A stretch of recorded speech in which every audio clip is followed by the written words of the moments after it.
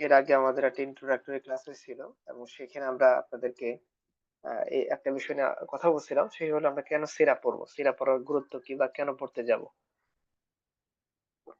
প্রায় ৭-৮ টা পয়েন্ট বলেছিলাম। যেটা হচ্ছে আমাদের প্রতিটা কাজ করার আগে আমরা জানতে চাই, তাই না? যে আমি এই কাজটা কেন করব? করলে আমার ফায়দা কি হবে? আমার লাভ কি হবে? বেনিফিট কি হবে? তো সেই হিসেবে আমরাও আপনাদেরকে বলার চেষ্টা করেছিলাম যতটুকু আমাদের সাধ্য হলো। এর বাইরে আরো অসংখ্য কারণ থাকতে পারে। সেটা আপনারা খুঁজে নিবেন বা চেষ্টা করবেন বের করতে। যে আমরা কেন সিরাটা পড়বো? সিরা পড়লে আমাদের ফায়দা কি হবে? লাভ কি হবে? ইহকালে আমরা কি পাবো বা পরকালে কি পাবো? তাই না? মুমিন আসলে কোনো লাভজনক আ কাজ ছাড়া সে কোনো কিছু করে না। আপনি বলতে পারেন কিভাবে? রাসূলুল্লাহ সাল্লাল্লাহু আলাইহি ওয়াসাল্লাম সহিহ মুসলিমের একটা হাদিসের মধ্যে বলছেন যে, মুমিনের লস প্রজেক্ট বলে কিছু নাই। হ্যাঁ? মুমিনের লস বলে কিছু নাই। কেন? বলছে তার সবকিছু হলো লাভ আর লাভ। কেমন লাভ?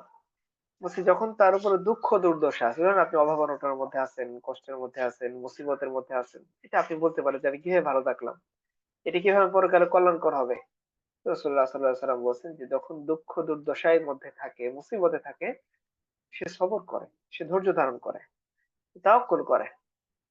আর ফলে এই সবর, এই তাওয়াক্কুল তার বিপদটাকে কি করে দেয়? কল্যাণকর বানিয়ে দেয়। যে আল্লাহ তার জন্য রিওয়ার্ড লিখে দেন যে না দেখো বান্দাকে আমি আ নিয়ামত না দিয়ে আরেকটা অবস্থার মধ্যে ফেলছি তাকে পরীক্ষা করার জন্য। তো সেই পরীক্ষা আলহামদুলিল্লাহ খুব ভালো রেজাল্ট করছে, হ্যাঁ? ভালো মার্ক পাইছে। সে আল্লাহর উপর তাওয়াক্কুল আরো বাড়ায় দিছে। সে আল্লাহর উপরে আল্লাহর প্রতি সুধারণা আরো বাড়িয়ে দিয়েছে এবং সে তকদিরের উপর ভরসা করে বসে আছে ইত্যাদি। তো তার ফলে কি হয় যে তার জন্যে এই মুসিবতের অবস্থাটাও ইবাদতে পরিণত হয়, সওয়াবের কারণে পরিণত হয়। একটা গেল। এখন আপনি বলতে পারেন ভালোর মধ্যে কি? ভালোর মধ্যে আপনার যখন আল্লাহ আমাদেরকে ভালো রাখছেন, নিয়ামত দিয়েছেন, তো আমরা সেই নিয়ামতের শুকরিয়া আদায় করতেছি। আল্লাহ তুমি কত মানুষকে খারাপ অবস্থায় রেখেছো। কত মানুষ আমার চেয়ে গরিব আছে, আমার চেয়ে দুস্থ আছে, অসহায় আছে। তুমি তো আমাকে অতটা অসহায় বানাও নাই। আমাকে সচ্ছল, স্বাবলম্বী, আমার দিন চলতেছে এরকম করে তুমি বানাইছো। তো বান্দা কি করে? আল্লাহ তাআলার শুকরিয়া আদায় করে। ফলে তার এই সুখের অবস্থাটাও কি হয়ে যায়? নেকি অর্জনের মাধ্যম হয়ে যায়, নেকি অর্জনের কারণ হয়ে যায়। এই নেয়ামতের সাগরে ভাসতে, ভাসতে সে যখন আল্লাহর শুকরিয়া আদায় করে, সে অনবরত সওয়াব পেতে থাকে। তার মানে যখন আমি খারাপ অবস্থায় পড়বো, সেটাও আমার জন্য লসের কারণ নেই। লসের কারণ হবে না। যখন আমি ভালো অবস্থার মধ্যে আর যখন আমি ভালো অবস্থার মধ্যে থাকবো, তখন আমি আল্লাহর শুকরিয়া আদায় করবো। সেটাও আমার জন্য কি হবে? লাভের কারণ। তো লস প্রজেক্ট বলে কিছু নেই। সো এইজন্য আমরা যে সিরা পড়তে আসছি এটা কি আমাদের লস প্রজেক্ট? না। লস প্রজেক্ট না। লস প্রজেক্ট কখন হবে? এটা আমি এর আগের ক্লাসে বলছি। আর লাভের প্রজেক্ট কখন হবে? তখন আমি এটাও বলছি আপনাদেরকে যে আমরা যদি নিয়তটাকে খালেস করে নিই যে না, এখান থেকে আমরা অনেক কিছু শিখবো। শুধুমাত্র পড়ার জন্য পড়া, বোঝার জন্য বোঝা, পরীক্ষার জন্য পড়া এরকম না। বরঞ্চ আমরা আমাদের নবীজিকে এখান থেকে আমাদের সাধ্যমত যতটুকু বলা চেনার চেষ্টা করবো এবং এরপরে আরো কন্টিনিউ করব। হ্যাঁ, আমাদের নবীজির জীবনের উপর আমি আমল করব। নবীজির জীবনী জানবো এবং সে অনুসারে কি করব? এটার উপর চলার চেষ্টা করব। দেন এটা কি হয়ে যাবে? আমার জন্য লাভের প্রজেক্টে পরিণত হয়ে যাবে। লস প্রজেক্ট বলে কিছু নেই। এই যে আমরা যতক্ষণ পড়বো ইলম অর্জনের উদ্দেশ্যে, তো ইলম অর্জন করার যে সওয়াব, হ্যাঁ? আল্লাহ তাআলা ইনশাআল্লাহ আমাদের কি করে দিবেন? সেটা দিয়ে দিবেন। আপনারা অনেক ইলম অর্জনের হাদিস পাবেন। যেমন হাদিসের মধ্যে মিশকাতের মধ্যে ইলমের অধ্যায় আ এখানে আপনারা কি বলে? অনেক হাদিস পেয়ে যাবেন। যে কি সমস্ত আ কি বলে? রাসূলুল্লাহ সাল্লাল্লাহু আলাইহি ওয়াসাল্লাম আমাদেরকে ফজিলতের কথা বলছেন যে কি, কি আমরা আ ইলম অর্জন করলে কি, কি জিনিস পাবো, কি, কি ফজিলত পাবো। তার মধ্যে একটা হাদিস আমি আপনাকে বলি যে রাসূলুল্লাহ সাল্লাল্লাহু আলাইহি ওয়াসাল্লাম বলছেন যে আ যেমন ধরেন কোরআন কারিমের মধ্যে আপনারা জানেন ইকরা। কোরআন ১ম শুরু হয়েছে পড়াশোনা দিয়ে। হ্যাঁ? আল্লাহ তাআলা পড়তে বলছে তো আছেই। আর কি? যে যারা দিন ইলম অর্জন করে, হ্যাঁ? আ এই অর্জন করার কারণে আল্লাহ তাআলার কাছে সে কি হয়? সে মর্যাদাবান হয়। যেমন আপনারা জানেন যে আদম আলাইহিস সালামকে যখন আল্লাহ তাআলা ফেরেশতাদের সামনে হাজির করলেন, তিনি কি বলছেন? যে তোমরা তাকে তোমরা এই নামগুলোর কথা বলো। তাদেরকে আল্লাহ বলছে। তারা বলতে পারেনি। তখন আল্লাহ তাআলা কি করেছেন?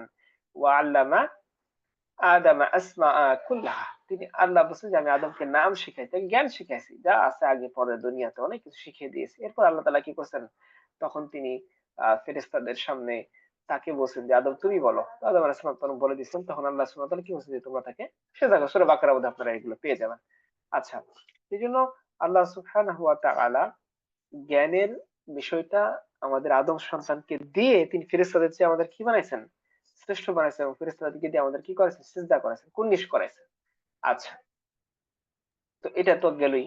মানে আদম সন্তানের শুরুর সাথে কি মিশে আছে? জ্ঞান মিশে আছে। হ্যাঁ? নলেজ জিনিসটা, জ্ঞান অর্জন করা, জ্ঞানের উপর কথা বলা, জ্ঞান সহকারে কথা বলা, জ্ঞান অর্জনের জন্য চেষ্টা মুজাহাদা করা, জ্ঞানের কারণে সম্মানিত, এগুলো আদম সন্তানের রক্তের সাথে মিশে আছে। এটা আল্লাহ সুবহানাহু ওয়া তাআলা একবারে রূহের জগতে তিনি কি করছেন?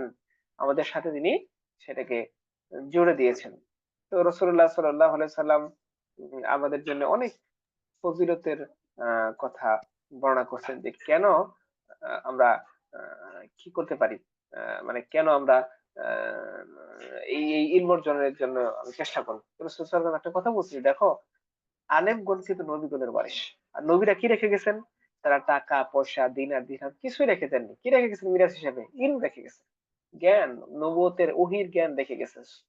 তো যে ব্যক্তি কি করছে? ইলম অর্জন করছে সে কি হইছে? সে লাভবান হয়েছে। বুখারী এই আবু দাউদের হাদিস আপনারা জানেন এগুলো। আর আরো অনেক হাদিস আপনারা যেমন আ ইয়ো কি বলে? যে, যে ব্যক্তি ইলম অর্জনের জন্য বের হয়, ফেরেশতারা নূরের পাখা কি করে তার জন্য আ বিছিয়ে দেয়। হ্যাঁ? আরো অনেক আ আ আ আ হাদিস আপনারা জানেন। রাসূলুল্লাহ সাল্লাল্লাহু আলাইহি ওয়াসাল্লাম বলছেন যে, আ যে ঈর্ষা করাটা আমাদের আমাদের ধর্মে কি হারাম। তো ২ জন ব্যক্তির প্রতি ঈর্ষা করা যায়। এক সেই ব্যক্তি যাকে আল্লাহ তাআলা প্রচুর ধন সম্পদ দিচ্ছেন আর সে কি করতেছে? সেটা নেকির পথে, দ্বীনের পথে ব্যয় করতেছে। ২ ওই ব্যক্তি যাকে আল্লাহ তাআলা জ্ঞান, বুদ্ধি, বিবেক দিচ্ছেন আর সে কি করতেছে? সে এইটাকে আ এইটা দিয়ে সে আ অপরকে শিখাচ্ছে এবং এটা দিয়ে সে উত্তম ফয়সালা করতেছে, বিচার ফয়সালা করতেছে। আরো কি আ আপনারা জানেন রাসূলুল্লাহ সাল্লাল্লাহু আলাইহি ওয়াসাল্লাম বলছেন যে আ যে কি বলে? কথা ও কাজের পূর্বে ইলম। আ এটা তো আপনারা দেখছেন বুখারী হাদিস। আরেকটা রাসূল সহিহ মুসলিম হাদিসের মধ্যে বলছেন যে, যে ব্যক্তি ইলম অর্জন করার জন্যে কোন পথ অবলম্বন করে, কোন পথ ধরে, কোন রাস্তা ধরে, আল্লাহ তাআলা কি করেন? তার জন্য জান্নাতের রাস্তা সহজ করে দেন। তো ধরেন আমরা একটা অনলাইনকে এখন বর্তমানে ভার্চুয়াল জামানায় একটা ওয়ে হিসেবে বিবেচনা করতে পারি। আর আমরা আল্লাহর কাছে চাই যে, আল্লাহ তুমি তোমার রাসূলকে দিয়ে বলা হয়েছে যে একটা ওয়ে যদি আমি অবলম্বন করি, কোন ওয়েতে কোন পথে আমি আম কি বলা যায়? ইলম অর্জন করার জন্যে, ইলম তালাশ করার জন্যে আমি যদি বের হই, তাহলে তুমি আমার জন্য জান্নাতের রাস্তা সহজ করে দিও। তো আমার জমানায় একটা অনলাইন একটা সুযোগ ছিল, আমি সেটা গ্রহণ করছি। আল্লাহ তুমি আমাকে দিয়ে দাও। আবার আপনারা জানেন যে রাসূল সাল্লাল্লাহু আলাইহি ওয়াসাল্লাম আ আরো বলছেন যে আ আদম সন্তান মারা যাওয়ার পর সব খতম হয়ে যায়। তার বাকি থাকে কি? সদকায়ে জারিয়া। সদকায়ে জারিয়ার মধ্যে আর কি বাকি থাকে? তার সন্তান যে আমল করে। আর কি বাকি থাকে? আর ইলম, যে ইলম সে রেখে আসসালামু যায় এবং সেটা আলাইকুম। দিয়ে মানুষ কি হইতে থাকে? হ্যালো, জি, আসসালামু জি, আলাইকুম। আমি আব্দুর রাজ্জাক ওয়ালাইকুম ঈশ্বরদী পাবনা থেকে হুজুর। জি, বলেন। বুঝছেন? মানে আসলে আমার কানেকশনটা হচ্ছে কিনা এইজন্য একটু মানে আসলে বলছি হুজুর। মাফ করবেন। জি, আমি গত একদিন ক্লাস করেছি আজকে মানে নতুন তো। গত জি, একদিন ক্লাস করেছি গত আ কি বারে বৃহস্পতিবারের দিন আর আজকে। তো আমি আসলে কানেকশন জি, পাচ্ছিলাম না তো আমার পিসিতে কানেকশন করছিলাম পাইনি। তো আজকে আমার মোবাইলে ঢুকছি। এই কারণে আসলে মানে কথাটা শোনা যাচ্ছে কিনা এই কারণে হুজুর। জি, ঠিক আছে শোনা হুজুর। যাচ্ছে। মাফ করবেন। আপনার জি কথা শোনা হুজুর মাফ যাচ্ছে। করবেন। আপনি কি আমার কথা শুনতে জি, পাচ্ছেন? জি, জি, শুনতে পাচ্ছি হুজুর। অনেক ধন্যবাদ। আচ্ছা, জি, ঠিক আছে। শুকরিয়া। জি, জি, কোন শুকরিয়া। সমস্যা নেই। আসসালামু ঠিক আলাইকুম। আছে। জি, জি। ওয়ালাইকুম আসসালামু আসসালাম আলাইকুম। ভাই, কন্টিনিউ করুন। সমস্যা নেই ইনশাআল্লাহ। জি। আচ্ছা, তার ইলম অর্জনে আরো কি ফজিলত? যে আমরা বললাম যে আল্লাহ রাসূল সাল্লাল্লাহু আলাইহি ওয়াসাল্লাম বলছেন যে মানুষ মরার সাথে, সাথে কি হয়ে যায়? তার সমস্ত রাস্তা বন্ধ হয়ে যায়। কি বাকি থাকে? আপনি যদি নেক সন্তান রেখে যান, সে যত আমল করবে আপনি কবরে বসে, বসে সেটা পার্সেন্টেজ পেতে থাকবেন। ২ কি? ২ হচ্ছে আপনি যদি সদগায়ে জারিয়া করে যান। যেমন আপনি কথায়, কথায় একটা মসজিদ বানিয়ে গেলেন। আপনি একটা গাছ রোপণ করে গেলেন। গাছের ছায়ায় মানুষ ছায়া নিচ্ছে, পাখি ওখান থেকে খাবার খাচ্ছে। দেখা যাচ্ছে মানুষ ফল ছিঁড়ে খাচ্ছে। এটার বদলে আপনি পেয়ে যাবেন। এভাবে সদগায়ে জারিয়া আর অনেক রাস্তা, মসজিদ বানাইলেন, মাদ্রাসা বানাইলেন, একটা হাসপাতাল বানায় গেলেন বা ধরেন আপনি চ্যারিটি কোনো ওয়ার্ক করে গেলেন মানুষের জন্যে, মুসলমানদের উন্নতির জন্য শিক্ষা প্রতিষ্ঠান করে গেলেন। যেকোনো কিছু রাস্তা বানায় গেলেন। যাও হতে পারে, আরো অনেক ওয়ে হইতে পারে। তো এর ফলে কি হবে? এটা আপনি কবরে বসে পাবেন। আরেকটা কি পাবেন? যে ইলম আপনি রেখে গেছেন এবং সেটাতে মানুষ উপকৃত হচ্ছে। আচ্ছা, তো এরকম আরো অনেক আ আছে। যেমন আরেকটা হাদিস আমি বলি যে রাসূল সাল্লাল্লাহু আলাইহি ওয়াসাল্লাম হাদিসের মধ্যে বলছেন, আ শাইখ আলবানী হাদিসটাকে সহিহ বলছেন যে, আ যে লোক জ্ঞান অর্জন করার জন্য বের হয়, সে ফিরে না আসা পর্যন্ত সেও আল্লাহর রাস্তায় আছে বলে গণ্য হয়। তার মানে আমরা যদি জ্ঞান অর্জনের জন্য কোন রাস্তায় বের হই, কোন ওয়ে অবলম্বন করি, আমরা আশা করি আল্লাহ সুবহানাহু ওয়া তাআলা কি করবেন, আমাদেরকে আল্লাহর রাস্তায় থাকার একটা সুযোগ করে দিবেন। আর তিরমিজির আরেকটা হাদিস আছে যে আল্লাহ তাআলা ফেরেশতা, হ্যাঁ? তার আসমান জমিনের সমস্ত বাসিন্দা এবং কি পিপীলিকা, ছোট, ছোট পিঁপড়ে আপনারা দেখেন, এই পিঁপড়াও পর্যন্ত আলিমদের জন্য, যারা জ্ঞান অর্জন করে, জ্ঞান বিতরণ করে, তাদের জন্য তারা কি করে? নেকির দোয়া করে। জ্ঞান অর্জন করলে তারা কি করে যায়? তারা দোয়া করতে থাকে। সুবহানাল্লাহ। দেখেন, আপনি কিন্তু চাইলে একটা ফেরেশতাকে কিছু টাকা পয়সা দিয়ে আপনার দোয়ায় নিযুক্ত করতে পারবেন? পারবেন না। আপনি আসমান জমিনকে টাকা পয়সা দিয়ে দেন যে, ঠিক আছে আসমান তোমাকে কিছু টাকা পয়সা দিব, আমার ইনকামের একটা পার্সেন্টেজ দিব, তুমি আমার জন্য দোয়া করো। করবে? করবে না। পিঁপড়াকে আপনি টাকা দিতে পারবেন যে টাকার বিনিময়ে বা কিছু হাদিয়ার বিনিময়ে আপনি বলবেন যে তুমি আমার জন্য দোয়া করো। পারবেন? পারবেন না। তো আপনি যদি ইলমের পথে আসেন তাহলে কি হবে? ফেরেশতারা আল্লাহ, প্রথমে কি? আল্লাহ আপনার জন্য দোয়া করবেন, আপনার জন্য মঙ্গল কামনা করবেন, আপনার উপর রহমত বর্ষণ করবেন। ২ ফেরেশতারা। ৩ কি? আসমান জমিনের সমস্ত বাসিন্দারা এবং কি গর্তের মধ্যে যে সমস্ত পিঁপড়া থাকে তারাও কি করবে? কল্যাণ কামনা করতে থাকবে, দোয়া করতে থাকবে, যারা ইলম অন্বেষণ করে আলেম হবে, জ্ঞানী হবে তাদের জন্য। আচ্ছা। তো এভাবে আমরা আরো অনেক কিছু বলতে পারি যে আমরা যখন এইভাবেই চিন্তা করব যে কি বলে? যে এই যে আমরা জিনিস এখানে আসছি, এটা আমাদের একটা ইলম অর্জনের উদ্দেশ্য। তো আল্লাহ সুবহানাহু ওয়া তাআলা কি করবেন? আমাদের এই ক্লাসকে, আমাদের এই পড়াশোনাকে, আমাদের এই অনলাইন জগৎকেও যদি আল্লাহ তাআলা চান, অবশ্যই কি করতে পারেন? এটাকে নেকির কারণ বানিয়ে দিতে পারেন। সো আমরা দিলকে ১ম এ কি করে নিব? খালেস করে নেব। যেখানে আমরা ইলম অর্জন করার জন্য আসছি, জ্ঞান অর্জন করার জন্য আসছি, কিছু শিখতে আসছি। তার মধ্যে আরেকটা মূল জিনিস কি? যে আমরা আমাদের নবীজির জীবনী এখান থেকে শিখতে আসছি। আল্লাহ আমাদের তৌফিক দান করুন। আজকে আমরা ছোট করে একটু পরিচিত হই। এরপর ইনশাআল্লাহ আমরা আমাদের ১ম চ্যাপ্টারটা শুরু করব আল্লাহ চাহে তো। আচ্ছা, আমি সিরিয়ালি একজন করে ডাকি। আপনার একসাথে বলতে গেলে হয়তো দেখা যাচ্ছে যে সবাই বলতে গেলে আমি বুঝে উঠতে পারবো না বা একটু আ শোরগোল হয়ে যাবে, নয়েজ সৃষ্টি হবে। আমি একজন, একজন করে বলি, আপনারা নিজের নাম একটু কাইন্ডলি শোনেন। কি, কি বলবেন? নিজের নাম, নিজের এলাকা, কি করতেছেন এখন? এই এতটুকু বললেই হবে। আর যে সমস্ত বোনরা বলতে চান না তারা চ্যাট বক্সেও বলতে পারেন, যেভাবে আপনাদের খুশি। as you wish you can do it. So আমরা স্টার্ট করি। আমরা শুরু করি ১ম এ আ আমি দেখতে পাচ্ছি সিরিয়ালে আছেন সুমাইয়া ইসলাম তিশা। জি, আপনি আপনার নাম, আপনার জি পেশা, আপনার দেশ বা কোথায় আছেন বলতে পারেন। জি। জি হুজুর, আসসালামু আলাইকুম রহমতুল্লাহ। ওয়ালাইকুম আসসালাম ওয়া রাহমাতুল্লাহ। জি। জি, আমার নাম সুমাইয়া ইসলাম তিশা। আমি এখন বর্তমানে চাঁদপুর জেলার অবস্থান করছি, কিন্তু আমি ঢাকাও থাকি, মোহাম্মদপুর লালমাটিয়া সরকারি মহিলা কলেজে অনার্স সেকেন্ড ইয়ারে পড়তেছি। আর আমি আচ্ছা, বর্তমানে ঠিক আছে। স্টুডেন্ট। জি আচ্ছা, ঠিক আছে। আচ্ছা। জি এরপরে আমরা দেখি আ আমি দেখতে পাচ্ছি সিরিয়াল আছেন আহমেদ সাগর। আহমেদ সাগর ভাই। জি, বলার পর আপনার মাইকটা আসসালামু মিউট আলাইকুম। করে রাখেন। জি, জি, ওয়ালাইকুম আসসালাম ওয়া রাহমাতুল্লাহ। সালাম আলাইকুম। জি, আমি ওয়ালাইকুম আমার আসসালাম। বাসা হচ্ছে ময়মনসিংহ জামালপুর এবং আমি একটি ডিএচএল কোম্পানিতে এসএপি ইন ডাটা প্রসেসিং এ কাজ করতেছি বর্তমানে। আচ্ছা। পড়াশোনা জি, কোথায় করছেন ভাই? জি, আমি আমার জামালপুরেই আমি ইন্টার পর্যন্ত পড়াশোনা করি, তারপরে কোম্পানিতে আর কি। ও, জামালপুর আপনার বাসা কোথায়? জামালপুর সরিষাবাড়ি থানা। সরিষাবাড়ি। ঠিক আছে। জি, আমার বাসা জামালপুরে, তো এইজন্য জিজ্ঞাসা করলাম। জি হুজুর। আমার বাসা জামালপুরে, এইজন্য জিজ্ঞাসা করলাম আরকি আপনাকে। জি হুজুর, ইনশাআল্লাহ আমি জেনে নিব আচ্ছা, পরে। ঠিক আছে। জি, আসসালামু আচ্ছা, আলাইকুম। আচ্ছা, ওয়ালাইকুম আসসালাম। এরপরে আমি দেখতে পাচ্ছি আল আমিন। জি, আল আমিন ভাই আছেন? আইডি 08 আল আমিন। আসসালামু আলাইকুম ওরহমতুল্লাহি ওয়াবারাকাতুহু। ওয়ালাইকুম আসসালাম ওয়া রাহমাতুল্লাহি ওয়া বারাকাতুহু। জি।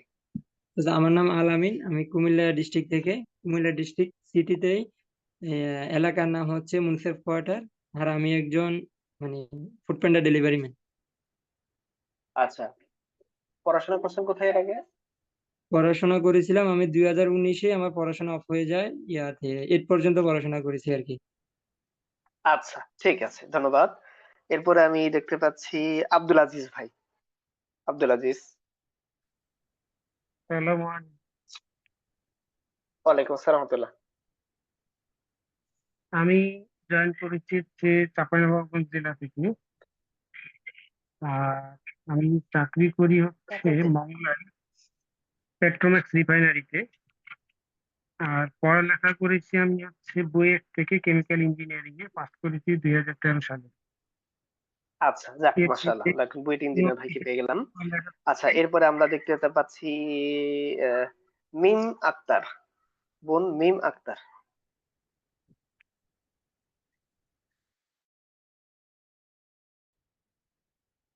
আচ্ছা, মিম আক্তার না থাকলে আমরা এরপরে যাই বোন সাদিয়া। সাদিয়া আছেন?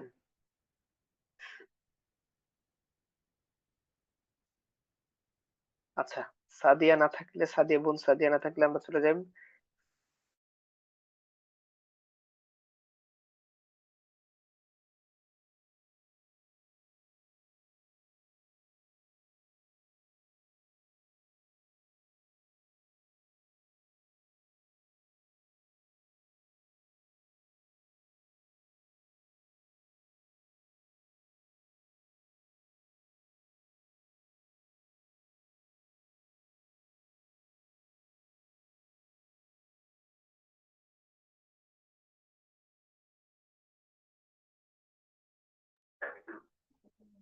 হ্যালো,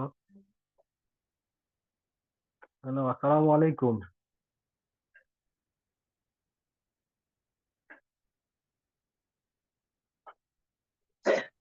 জি। আচ্ছা, আমি এখন ফাহিম ভাই, আপনি আছেন ফাহিম ভাই?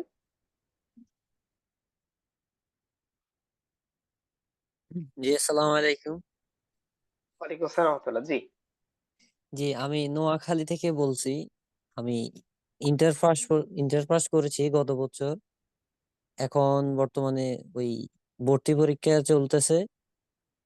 এখন বাইরে চলে যাব, তাই আসলে পড়াশোনার গ্যাপ রয়ে গেছে, কিন্তু ইনশাআল্লাহ ইসলামিক স্টাডিজ ডিপ্লোমার সাথে জড়িত আছি। সেক্ষেত্রে এই পর্যন্তই পড়ালেখা। ইনশাআল্লাহ সামনে আরো চালিয়ে যাওয়ার ইচ্ছা আছে ইনশাআল্লাহ। ইনশাআল্লাহ, আল্লাহ তৌফিক দান করুন। জি।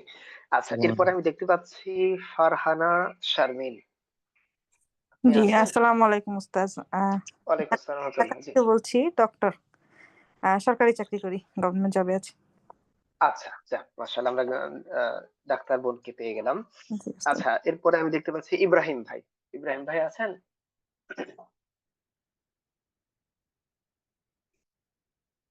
আচ্ছা, না থাকলে আমরা ইরশাদ আল ফাওয়াজ আছেন?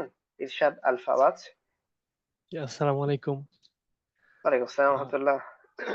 জি আমি আমার জি। হোম ডিস্ট্রিক্ট হচ্ছে নীলফামারী। আমি শহীদ সোহরাওয়ার্দী মেডিকেল কলেজে 4th ইয়ার শেষ করলাম এমবিবিএস আর কি। ওকে, ঠিক আছে। একজন ডাক্তার ভাই পাওয়া গেল। এরপর আমি দেখতে পাচ্ছি কাজী মোহাম্মদ রেজাউল করিম আছেন? রেজাউল আসসালামু করিম আলাইকুম। ভাই। আসসালামু ওয়ালাইকুম আলাইকুম। আসসালাম রাহমাতুল্লাহ। ওয়ালাইকুম ওস্তাদ, আসসালাম। আমি এখন পাবনা থেকে বলছি। আমি একটা প্রাইভেট জব করি। আচ্ছা, মাশাআল্লাহ। এরপর আমি আব্দুর রাজ্জাক ভাই। জি, আব্দুর রাজ্জাক ভাই। জি হুজুর, আসসালামু আলাইকুম রহমতুল্লাহ। ওয়ালাইকুম আসসালাম রাহমাতুল্লাহ। হুজুর, আমি পাবনা জেলার ঈশ্বরদী উপজেলা থেকে বলছি। আমি একটি প্রতিষ্ঠানে ডাটা এন্ট্রি অপারেটরের কাজ করি, কম্পিউটার কম্পোজের কাজ করি। আচ্ছা, যাক ইনশাআল্লাহ আমার জন্য মাশাআল্লাহ। দোয়া রাখবেন ইনশাআল্লাহ। আর আমি জি, ইনশাআল্লাহ। অ্যাকাউন্টিং থেকে জি। অনার্স মাস্টার্স করেছি পাবনা এডওয়ার্ড কলেজ থেকে। আচ্ছা, যাক মাশাআল্লাহ। এরপরে আমি দেখতে পাচ্ছি হুজুর দোয়া রাখবেন মিজানুর রহমান। ইনশাআল্লাহ। জি, আল্লাহ সহজ করে দিন। মিজানুর রহমান ভাই।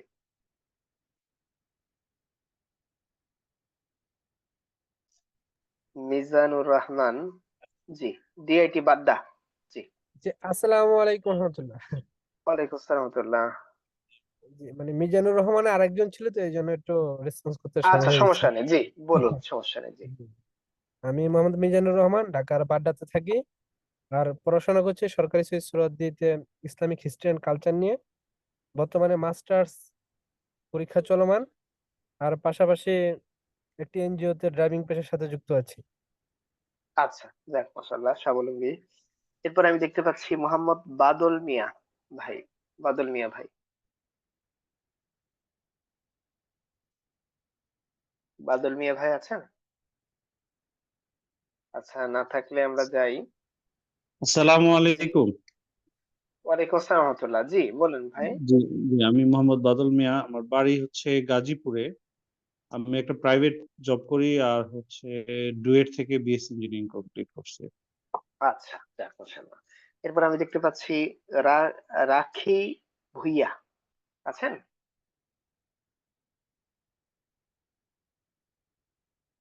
রাখি ভুইয়া। আচ্ছা, না থাকলে আমরা যাই রিফানুল বান্না। আসসালামু আলাইকুম। আমি ওয়ালাইকুম রিফানুল আসসালাম পান্না। রহমতুল্লাহ। আমি পড়াশোনা করেছি ফার্মেসিতে। আমি একটা ফার্মাসিউটিক্যাল কোম্পানিতে বর্তমানে কর্মরত আছি ঢাকাতে। আচ্ছা, যাক মাশাআল্লাহ। এরপর আমি যাই রুবেল হুসাইন ভাই। রুবেল হুসাইন। সালাম আলাইকুম রহমতুল্লাহ। ওয়ালাইকুম আসসালাম রহমতুল্লাহ। জি, আমি জি বগুড়া থেকে দুপচাঁচিয়া থানা, আহ মোহাম্মদ রুবেল হোসেন আমার নাম। আমি জেনারেল পড়াশোনা করছি, ডিপ্লোমা ইঞ্জিনিয়ারিং। আর বর্তমানে একটা চাকরি করছি আর কি, জব করছি মাদ্রাসায়, নুরানি মাদ্রাসা। আচ্ছা, যাক যাক মাশাআল্লাহ। এরপর আমি দেখতে পাচ্ছি রোমানা আশরাফি। রোমানা আশরাফি আইডি 26। জি। আসসালামু আলাইকুম। ওয়ালাইকুম আসসালাম আমি রাহমাতুল্লাহ। রুমানা আশরাফি, পাবনা থেকে। আমি হোম মেকার। আচ্ছা, যাক পড়াশোনা মাশাআল্লাহ। শেষ, মাস্টার্স কমপ্লিট করে এখন বর্তমানে হোম মেকার হিসাবে আছি। মাশাআল্লাহ মাশাআল্লাহ। আল্লাহ আল্লাহ আপনার ঘরে বরকত দান করুক। আল্লাহুম্মা আমিন। জি, এরপরে আমি দেখতে পাচ্ছি বোন সাবিনা আক্তার। সাবিনা আক্তার বোন আইডি 25। ওকে, না থাকলে আমরা চলে যাই সাইম সাদাত। সাইম সাদাত ভাই আছেন? সাইম সাদাত। আচ্ছা, না থাকলে আমরা চলে যাই সাজিদুর রশিদ। আছেন সাজিদুর রশিদ ভাই? আসসালামু আলাইকুম। ওয়ালাইকুম আসসালাম রাহমাতুল্লাহ। শেখ, আমার নাম হচ্ছে মোহাম্মদ সাজিদুর রশিদ। আমার জেলা হচ্ছে হোম ডিস্ট্রিক্ট বাগেরহাট, আর এখন আছি গোপালগঞ্জে। ও পড়ালেখা হচ্ছে মেডিকেল অ্যাডমিশন দিয়েছি, ইনশাল্লাহ মেডিকেলে ভর্তি হব। আচ্ছা, যাক আল্লাহ সহজ করে দিক। এরপর আমি চলে যাচ্ছি তানিয়া ফারহানা আইডি 23।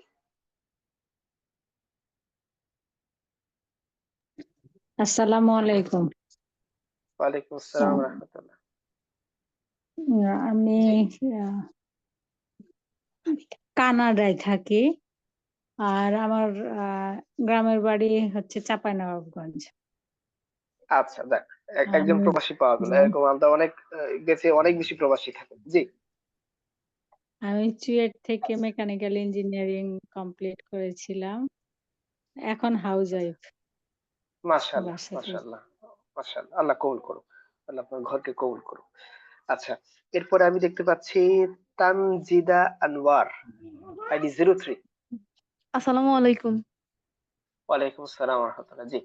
জি, আমি তানজিদা আনোয়ার, আমি নোয়াখালী থেকে বলছি আর কি। আর আমি আচ্ছা, ঠিক আছে। অনার্স করেছিলাম Noakhali science and technology university থেকে। আর বর্তমানে এমনিতে হাউস ওয়াইফ হিসেবে আছি আর কি। মাশাআল্লাহ। আল্লাহ কবুল করুক। জি। আসসালামু আলাইকুম। নোয়াখালী সায়েন্স এন্ড টেকনোলজিতে আমি গিয়েছিলাম। জি। ওয়ালাইকুম আসসালাম। আমাদের ওই এর আগে একটা সেমিনার হয়েছে, আপনাদের সিরাত সেমিনার, নোয়াখালী বিজ্ঞান প্রযুক্তি বিশ্ববিদ্যালয়। ঠিক আছে। এরপরে কেউ বাদ গেলেন? কেউ আছেন বাদ পড়েছেন?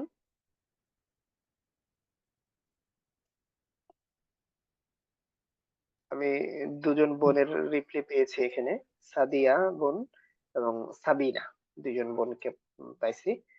এর বাইরে কেউ বাদ পড়ে থাকলে আপনারা বলতে পারেন, না হলে আমরা আজকে একটা সেশনটা শুরু করি আর কি। আসসালামু আলাইকুম। ওয়ালাইকুম আসসালাম রাহমাতুল্লাহ। আমি নুসরাত জাহান কান্তা। আমি রংপুর বিভাগের গাইবান্ধা জেলা থেকে। আমি পড়াশোনা করেছি institute of health technology Rangpur থেকে, ল্যাবরেটরি মেডিসিন থেকে। এখন পেশায় একজন মেডিকেল টেকনোলজিস্ট, ব্র্যাক যক্ষ্মা নিয়ন্ত্রণ কর্মসূচির সাথে কাজ করতেছি। আচ্ছা, যাক। খায়রুল ভাই বলতেছেন, খায়রুল ইসলাম, আপনি বলতেছেন আমিও, আপনি কি বাদ পড়েছেন? জি জি হুজুর। জি জি, বলেন, আসসালামু সমস্যা নেই। আলাইকুম। জি। ওয়ালাইকুম আসসালাম ওয়া রাহমাতুল্লাহ। জি। জি, আমি আমার দেশের বাড়ি কিশোরগঞ্জ। আমি যখন অনার্স পড়তেছিলাম তখন অনার্স পড়াকালীন সময় জাপান চলে আসি, আর বর্তমানে জাপানে একটা জব বিষয় আছে আর কি। তো এটাই কি। আসসালামু আলাইকুম। ওয়ালাইকুম আসসালাম ওয়া রাহমাতুল্লাহ। ঠিক আছে। আর কেউ বাদ পড়ছেন বলে মনে হচ্ছে না হয়তোবা। আমরা এখন ক্লাসে চলে যাই। জি। আমরা আজকে কি বলে বিষয়ে পড়তে চাই, যেটা মানে রাসূল সাল্লাল্লাহু আলাইহি ওয়াসাল্লাম একবারে শুরুর যে আমরা আমাদের ক্লাস যেহেতু অনেক কম শিডিউল, লম্বা ক্লাসের লেন্থ অনেক কম, কম ডিউরেশন কম, ক্লাস কম, যার কারণে আমরা অনেক বেশি দেখা যাচ্ছে আমরা আগের জিনিস হয়তো পড়তে পারবো না, কারণ আমাদের সময় খুব কম থাকে। হ্যাঁ, যদি আমরা সময় পাই তাহলে আমরা আল্লাহ রাসূল সাল্লাল্লাহু আলাইহি ওয়াসাল্লাম জীবনের অনেক আগে যে ঘটনাগুলো সাধারণত সিরাতের কিতাবে থাকে ওগুলো পড়বো, কিন্তু আমরা মূলত পড়বো আমাদের রাসূল সাল্লাল্লাহু আলাইহি ওয়াসাল্লামের জীবনের সাথে রিলেটেড ঘটনাগুলো এবং আমাদের পরীক্ষা যেগুলো আসবে। কারণ আমরা অনেক বেশি পড়তে গেলে দেখা যাচ্ছে আপনার মেইন জিনিসগুলো আমাদের কাছে ছুটে যাবে। কিন্তু সিরাতের কিতাবে আপনারা এগুলো পেয়ে যাবেন, আমরা ওগুলো পড়াবো না। আমরা শুরু করবো ইনশাআল্লাহ যে সমস্ত ঘটনাগুলো একেবারে রাসূলের জীবনের সাথে সরাসরি কানেক্টেড সাল্লাল্লাহু আলাইহি ওয়াসাল্লাম, সেগুলো আমরা ইনশাআল্লাহ আপনাদের কি করার চেষ্টা করবো, পড়ানোর চেষ্টা করবো। আল্লাহ তৌফিক দান করুন। প্রথমে আমরা আজকে দেখবো যে রাসূল সাল্লাল্লাহু আলাইহি ওয়াসাল্লামের জীবনের সাথে প্রথম যে ঘটনাটা সম্পৃক্ত সেটাকে বলা হয় আমুল ফিল বা হাতির বছরের ঘটনা। হাতির বছরের ঘটনাটা কি এটা আমি একটু আপনাদেরকে বলে কনক্লুশন টেনে দিব ইনশাআল্লাহ। মূলত এই হস্তি বর্ষর ঘটনাটাকে আল্লাহ সুবহানাহু ওয়া তাআলা নিজে কোরআনে জানিয়েছেন এবং এটা এত বেশি মশহুর ছিল, প্রসিদ্ধ, মানে এখন মানুষের মুখে মুখে। কেউ আরবে তখন ছিল আর তারা জানতো না, ব্যাপারটা এরকম না। যেমন ধরেন আমাদের দেশের 1971 সালের কথা, 1947 সালের কথা, 5ই আগস্টের কথা, এরকম যেমন সব মানুষই জানে, তো এরকম ম্যাক্সিমাম আরবের লোকেরাও ওইটা ওরকম ভাবেই জানতো। তাদের মুখে মুখে ছিল এই ঘটনাটা, কারণ অনেক বড় একটা এটাকে আমরা যেমন মুজিজা বলি না, অলৌকিক ঘটনার তারা একটা দেখা পাইছে এই সালের মধ্যে। কি দেখতে পাইছে সেটাই আমরা একটু দেখলে বুঝে যাবো যে এটার সাথে আমাদের আমাদের পড়াশোনার কি সম্পর্ক, রাসূল সাল্লাল্লাহু আলাইহি ওয়াসাল্লামের জীবনের কি বা সম্পর্ক। তো এই ঘটনার সাথে জড়িয়ে আছে বেশ কয়েকজনের নাম। তার মধ্যে অন্যতম হবে কে? আব্রাহা। বাদশা আব্রাহা, সে মূলত মানে ইয়েমেনে থাকতো, ইয়েমেনের ছোট্ট একটা এলাকাকে শাসন করতো এবং সে নাজাশি, নাজাশি মানে মূলত বাদশাদের উপাধি, হাবশার বাদশাদের উপাধি ছিল নাজাশি। তো সে ইয়েমেনটা তখন হাবশার বাদশাদের অধীনে পরিচালিত হতো। তো সো সে ওর অধীনেই সে ওই এলাকাটা শাসন করতো। তো তার খুব ইচ্ছা ছিল যে বাদশাহ আব্রাহাকে, ওই যে নাজাশিকে সারা জীবন খুশি রেখে, মানে একটা গভর্নর টাইপের ছিল বলতে পারেন আপনারা এখনকার জামানার সাথে মিলিয়ে বললে, বা ডিসি টাইপ বলেন, আরো ছোট করে বলে বোঝানো বোঝাচ্ছি। তো তার চাকরি বা তার পোস্টটাকে সে দীর্ঘস্থায়ী করার জন্য সে চিন্তা করলো তার প্রভুকে কিভাবে সে সন্তুষ্ট করবে। চিন্তা করলো যে আমি আরবে যে কাবা আছে না, যে আরবরা, হাজিরা, আরবের একটা বিখ্যাত স্থাপনা, এবং এই যে বাইতুল্লাহ যে দেখেন, বাইতুল্লাহ শরীফ, এটা কিন্তু অনেক আগে, হ্যাঁ, এটা মানব সৃষ্টির সাথে এর এর আগের থেকে এর সম্পর্ক, মানে আল্লাহ সুবহানাহু ওয়া তাআলা হাজার হাজার কোটি বছর ধরে এটা সম্পর্ক করছেন। ইব্রাহিম আলাইহিস সালাম বানাইছেন, এর আগে থেকে ওইটা নকশা ফেরেশতারা দেখিয়ে দিয়েছে ইত্যাদি, এর সাথে অনেক পুরাতন স্মৃতি জড়িত। তো এটা অনেক আগে থেকেই কি সম্মানিত, এবং ইব্রাহিম আলাইহিস সালামের সময় থেকে কি হজ চালু হয়, এটাকে কেন্দ্র করে হজ পালন চালু হয় সেই হাজার হাজার বছর আগে, আল্লাহ রাসূল সাল্লাল্লাহু আলাইহি ওয়াসাল্লাম আসার আগে। তো মানুষজন অনেক আগে থেকে কি করতো, তারা হজ করার জন্য বিভিন্ন প্রান্ত থেকে, দুনিয়ার প্রান্ত থেকে মক্কায় যাতায়াত করতো, এবং কুরাইশরা সহ তামাম দুনিয়ার মানুষ কি করতো, যারা মূর্তি পূজারই হোক কিন্তু যারা কাবার দিকে আসতো, তারা কাবাকে খুব সম্মান এবং ভক্তি শ্রদ্ধা করতো। এবং মূলত কুরাইশদের যে এত সম্মান, সেটার কারণ কি? সেটার কারণ হচ্ছে কি, এই কাবা ঘর। কুরাইশদেরকে কি বলা হয়? আহ হারামের শরীফের খাদেম ছিল তারা, এটাই ছিল তাদের মূলত সম্মানের জায়গা। বনু হাসিম বলেন, বনু আব্দি মানাফ বলেন, বনু মুত্তালিব বলেন, এরকম যারা গোত্র ছিল, ম্যাক্সিমামের সম্মান কেন ছিল? মূলত ছিল যে তারা প্রত্যেকেই কাবা ঘরের কোনো না কোনো অংশের সাথে জড়িত ছিল। এক একজন এক এক দিকে, কেউ হাজিদের পানি পান করাইতো, কেউ কাবা ঘরে গিলাফ ছড়াইতো, কেউ কাবার চত্বর ধোয়া মোছা করতো, কেউ কাবা ঘরের চাবির সংরক্ষণ। বনু সাইবা গোত্র, এদের সম্মান কিসের জন্য কুরাইশদের মধ্যে? এরা মূলত কাবার চাবি বহন করত, যার কারণে তাদের সম্মান। বনু হাসিম গোত্র সম্মান কেন?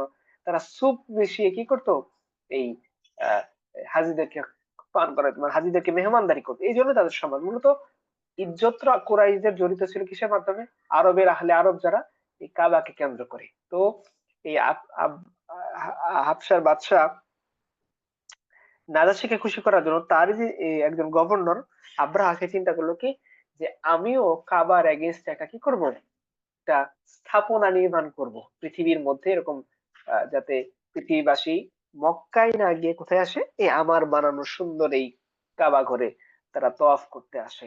সো এইটা চিন্তা করে সে কি করলো, সে বানানোর চিন্তা ভাবনা করলো যে আমি একটা কি করব, এই একটা স্থাপনা বানাবো, যে স্থাপনা হবে কি খুব সুন্দর গর্জিয়াস, এবং মানুষজন কি করবে এখানে এসে তারা হজ পালন করবে, তাদের ইবাদত করবে ইত্যাদি। তো নাজাশি কি বলে, সে চিঠি লিখে ওইটা জানালো যে আমি কি করব, আপনাদের জন্য আপনার জন্য আপনি চিন্তা করেন না, আমি আপনার ওয়াফাদারি, আপনার খয়ের খাই করার জন্য আমি একটা গির্জা নির্মাণ করতেছি। এত সুন্দর গির্জা রাজা বাদশাহ ইতিপূর্বে কেউ নির্মাণ করে এত সুন্দর করে নির্মাণ করে, যাতে মানুষের দিকে আকৃষ্ট হয়ে কি আসে, এদিকে আসে, এবং তাতে করে কি হবে, আপনার এই যে পুরা রাজত্ব, সেই রাজত্বের মধ্যে একটা জয় জয়কার শুরু হবে যে না, নাজাসির রাজত্বের মধ্যে এত বড় একটা গির্জা আছে যেখান থেকে গোটা পৃথিবীর মানুষ কি আসে, সেটা তওয়াফ করতে আসে। সো সে এরকম একটা গির্জা বানাইলো। এটা মূলত ছিল ইয়েমেনের সানা শহর, এখনো সানা শহর, সানা প্রাচীন শহর এখনো আছে। তো বিলাসবহুল একটা গির্জা বানাইলো, তার নাম রাখলো কি কুলাইস গির্জা। কি গির্জার নাম রাখলো? কুলাইস গির্জা। তো ওই গির্জার মূল কাজ কি ছিল? সেই গির্জাকে বানাইছিল যে এখানে এসে মানুষজন কি করবে, তওয়াফ করবে। হ্যাঁ, এখানে এসে মানুষজন কি করবে, তওয়াফ করবে, এখানে ধরে ইবাদত করবে ইত্যাদি, এই সমস্ত কাজের জন্য সে কি করছে, এই এই গির্জা বানাইছে। তো এটা এটা তার মূল টার্গেট ছিল। কিন্তু দিন গড়ালে দেখা গেল যে গির্জাটা আসলে কি তার জন্য একটা লস প্রজেক্ট হয়ে দাঁড়াইছে। কেন? যে আরবের মানুষজন বা অন্যরা কাবাকে যেভাবে সম্মান করত, কুলাইস গির্জাকে তারা ওইভাবে সম্মান করতে চাইতেছে না, চাচ্ছে না, সম্মান হচ্ছে না। এখন কি করা যায়? সে খুব রাগে ক্ষোভে জ্বলতে লাগলো যে আমি এত টাকা খরচ করে এত সুন্দর একটা শ্বেত মরমর পাথর দিয়ে মুড়িয়ে দামি মণি মুক্তা খচিত গির্জা বানাইলাম, মানুষজন কোনো পাত্তাই দিচ্ছে না। পাত্তা না দেওয়ার মূল কারণ কি? মূল কারণ হলো কাবা। যতদিন কাবা থাকবে ততদিন কি হবে, ততদিন আর আমার এই গির্জাকে কেউ সম্মান করবে না। তো কি করতে হবে, তো কাবাকে ধ্বংস করে দিবে। তো সে বিশাল লোক লস্কর হস্তি বাহিনী নিয়ে কি করলো, কাবা ঘর ধ্বংস করার জন্য সে এগিয়ে আসলো। হ্যাঁ, তো আরবের লোকদের তো হস্তির বাহিনী ছিল না, হাতি বাহিনী ছিল না। হ্যাঁ, তো হাতি বাহিনী না থাকার কারণে এত বড় হাতি বাহিনীর সামনে তারা ঘোড়া নিয়ে মোকাবেলা করার সাহস পেল না। আর স্বভাবতই আব্রাহার সমান লোক লস্কর তাদের ছিল না। এই জন্য তারা খুব মানে ভড়কে গেল, এখন কি করা যায়, কি করা যায়। অপরদিকে আব্রাহার বাহিনী যখন আরবে ঢুকতেছিল, সে মানে শহরতলি যে এলাকায়, শহর শুরু হওয়ার আগের যে গ্রাম অঞ্চলগুলো পাওয়া যায়, সেখান থেকে তারা অনেক লুটতরাজ করলো আরবদের অনেক সম্পদ। তার মধ্যে আব্দুল মুত্তালিবের 200 উটও ছিল। তারা এগুলো সিজ করে নিল। আব্রাহার বাহিনী লুটতরাজ করার জন্য মূলত আসছে, আর আসছে কাবাগর ধ্বংস করার জন্য। তো এরপরে সে আহ আব্রাহার কাছে মনে হলো যে আমি তো একটা এলাকা আক্রমণ করতে যাচ্ছি, এই এলাকার একজন নেতার সাথে একটু কথাবার্তা বলি, আমার উদ্দেশ্য সম্পর্কে স্পষ্ট করি যে আমি এসেছি মূলত কাবা ঘর ধ্বংস করার জন্য, যুদ্ধ করার জন্য না। সো তারা যদি কাবা ঘর ছেড়ে চলে যায়, আমার হাওলা করে দেয়, তাহলে আমি তাদের সাথে যুদ্ধ করার প্রয়োজন পড়ে না। সো সে এই চিন্তা করে তার একজন কি বলা যায়, একজন প্রতিনিধি পাঠালো হুনাতা নামে, যে তুমি যাও গিয়ে আরবের লোকদের সাথে কথা বলে দেখো যে ওদের চিফ লিডার কে, ওকে আমার সামনে নিয়ে আসেন, তার সাথে কিছু কথাবার্তা বলতে চাই। তো হুনাতা গিয়ে জানতে পারলো যে আরবের চিফ লিডার হচ্ছেন তখন আব্দুল মুত্তালিব। হ্যাঁ, আব্দুল মুত্তালিব কে, রসুল হাসান চাচা। তো তাকে হুনাতা বলে যে চলুন, আব্রাহা আপনার সাথে কথা বলতে চান, আক্রমণ করার আগে তিনি আপনার সাথে কথা বলতে চান, আপনার সাথে নেগোসিয়েশন করতে চান। তিনি মূলত এসেছেন কাবা ঘর ধ্বংস করতে, আপনাদের কাউকে অ্যাটাক তিনি করতে চান না। সো আপনারা যদি তার কথা মেনে নেন, সে আপনাদের কোনো ক্ষতি করবে না, মানে মানুষের ক্ষতি করবে না, সে কাবা ঘর ধ্বংস করে চলে যায়। তো আব্রাহার সাথে কথা বলে আব্দুল মুত্তালিব আসলেন। স্বভাবতই আব্রাহা যে তিনি হাবশার মানুষ ছিলেন, নিগ্রো ভাইরা সাধারণত আরবের লোক ভাইদের চেয়ে একটু গাত্র বর্ণের দিক থেকে একটু পিছিয়েই থাকেন, কালো বর্ণ থাকে। সো এবং আব্দুল মুত্তালিবের চেহারা ছিল অনেক সুদর্শন। তিনি মক্কার একদিকে চেয়ে টপ মোস্ট লিডার, অপরদিকে কি মক্কার সুদর্শন একজন মানুষ ছিলেন, উঁচা লম্বা চেহারা সুরতে সব দিক থেকে তিনি অনেক বেশি সুন্দর ছিলেন। তো আব্রাহা তাকে দেখা মাত্রই খুব ইমপ্রেসড হলো, এবং সে তার সিংহাসন থেকে নেমে গালিচা বিছিয়ে তার সাথে কথা বলতে আরম্ভ করলো। তো সে এক পর্যায়ে বললো যে দেখো আমি এই করতে চাই। তো আব্দুল মুত্তালিব কথার ফাঁকে শুধু একটা কথাই বললেন যে আব্রাহা, তোমার সেনারা আমার 200 উট জব্দ করছে, জাস্ট তুমি এগুলো ফেরত দাও, আমি আর কোনো কথা বাড়াতে চাই না। তো আব্রাহা যেন আকাশ থেকে পড়লো, পড়ারই কথা। কারণ কি, যে আব্রাহা তাদের পিতৃপুরুষের গৌরব, অর্থাৎ কাবা ঘর ধ্বংস করার জন্য এসছে, কিন্তু আব্দুল মুত্তালিব তার সাথে এই এর ব্যাপারে কোনো কথা না বলে কিসের কথা বলতেছে, বলতেছে আমার উট তোমার মানুষজন সিজ করছে, তুমি আমাকে কি করো, তোমার উট ফেরত দাও। তো এটা স্বভাবতই ওর কাছে এখন ভালো লাগলো। সে মানে বলে ধুর, তোমাকে তো আমি মনে করছিলাম তুমি খুব মানে চৌকস নেতা, এখন আমি তোমার পূর্বপুরুষদের কাবা ঘর ধ্বংস করতে আসছি, আর তুমি আমার সাথে কিসের কথা বলতেছো, তুমি আমার সাথে এই 200 উটের কত ঘ্যানঘ্যানানি করতেছে, যাও তোমাকে আমি অনেক খুব মানে চৌকশিল দেওয়া বলছে, কিন্তু তাও না। তখন সে আব্দুল মুত্তালিব একটা কথা বলছিল যে দেখো, আমি উটের মালিক, তাই আমি উট ফেরত চাচ্ছি। এই কাবারও একজন মালিক আছেন, হ্যাঁ, তিনি কি করবেন, এই কাবা ঘরকে রক্ষা করবেন। তখন ঠাট্টার ছলে আবরাহা বললো যে আমার এই হাত থেকে কেউই এই ঘরকে রক্ষা করতে পারে। দেখেন আব্দুল মুত্তালিব শীতকে আক্রান্ত মানুষ, চরম শীত পূজা, মূর্তি পূজায় লিপ্ত, ঠিক আছে, কিন্তু আপনি এখানে এসে দেখেন যে আব্দুল মুত্তালিবের এই ক্ষেত্রে উম, আহ, কি বলে যে যত ইয়াকিন ছিল আল্লাহ সুবহানাহু ওয়া তাআলার প্রতি, হ্যাঁ, যে এই ঘরে একজন মালিক আছেন, সে মালিকের নাম কি, আল্লাহ সুবহানাহু ওয়া তাআলা। তো তিনি বলতেছেন যে দেখো, আমি এই উটের মালিক, সো এই উট নিয়ে আমি তোমার সাথে কথা বলতে আসছি। এই ঘরেরও একজন মালিক আছেন, তিনি কি করবেন, এই এই ঘরকে তিনি রক্ষা করবেন। আজকে আমাদের এতটুকু কিনা আছে কিনা আল্লাহ তাআলাই ভালো জানেন। আল্লাহ তাআলার প্রতি যে আমরা এত স্ট্রিক্টলি আল্লাহকে বিশ্বাস করে যে না, আল্লাহ হচ্ছেন এই ঘরের মালিক, আল্লাহ হচ্ছেন আমাদের মালিক, তিনি আমাদেরকে রক্ষা করবেন। আমাদের দিনের বাইরে গিয়ে আমাদের চিন্তা ভাবনা করার দরকার নেই। আচ্ছা, তো আব্রাহার কাছ থেকে সে উট নিয়ে চলে আসলো, এসে দেখলো যে না, আসলে আদতেই তার পক্ষে এটা করা সম্ভব না, মানে এদের এদের মোকাবেলা করা সম্ভব না। সো তিনি তার লোকজনকে বললেন যে তোমরা যে কি করো, পার্শ্ববর্তী এলাকায় আশ্রয় নাও, আমার পক্ষে বা আমাদের পক্ষে এই আব্রাহার বিশাল বাহিনীকে মোকাবেলা করা সম্ভব না। তো ওদেরকে, জনগণকে তিনি সরতে দিয়ে এলাকা থেকে বিদায় করে বললেন তোমরা পাহাড়ের উপরে গিয়ে আশ্রয় নাও, আব্রাহা এসে এই শহর তছনছ করবে না, তো ও মূলত কাবা ঘর ধ্বংস করে কি করবে, চলে যাবে। যেহেতু তাদের সাথে মোকাবেলা করার সামর্থ্য নাই, বড় হস্তি বাহিনী মোকাবেলা, শত শত শত হস্তি নিয়ে আসছে, তো তোমরা চলে যাও, এই এই বাইতুল্লাহ মক্কাকে তোমরা খালি করে দাও, মক্কা শরীফকে খালি করে দাও।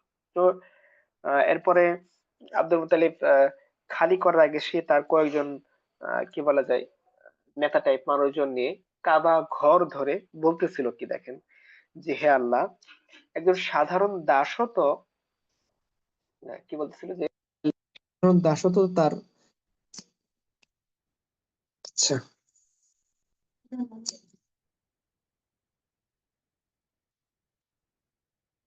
আচ্ছা, আশা করছি আমার কথা শোনা যাচ্ছে। আচ্ছা, তো সে বলতেছিল কি যে একজন সাধারণ দাসও তো তার দলবলকে রক্ষা করে থাকে, তাই না? যে ধরেন আপনি একজন দারোয়ানকে দায়িত্ব দিলেন, তোমার দায়িত্ব হচ্ছে এই ঘর দেখাশোনা করা, সে কি করবে? সে অবশ্যই সেটা দেখাশোনা করবে। তো সে এটাই বলতেছিল যে দেখেন আল্লাহ, একজন সাধারণ দাসও তো তার দলবলকে রক্ষা করে থাকে, আর তুমি তো প্রবল ক্ষমতাবান, সমস্ত কিছুর উপরে তোমার ক্ষমতা। আর আব্রাহার যে পরাক্রমশীলতা সেটা তো তোমার চেয়ে বেশি না। তো তুমি যদি এভাবে ছেড়ে দাও, তোমার ইচ্ছা, কিন্তু তুমি তো ক্ষমতাবান, তুমি চাইলে কি করতে পারো, এই জিনিসটাকে আটকাইতে পারো, রক্ষা করতে পারো। তো এটা ছিল, সে মূলত বেশ অভিমান নিয়ে এই কথাগুলো বলে যাচ্ছিল। তার ইচ্ছা ছিল কি যে এই যে দুর্বলতা সেটা আল্লাহর সামনে প্রকাশ করে আল্লাহর কাছ থেকে সাহায্য নিয়ে আসা। কারণ কি,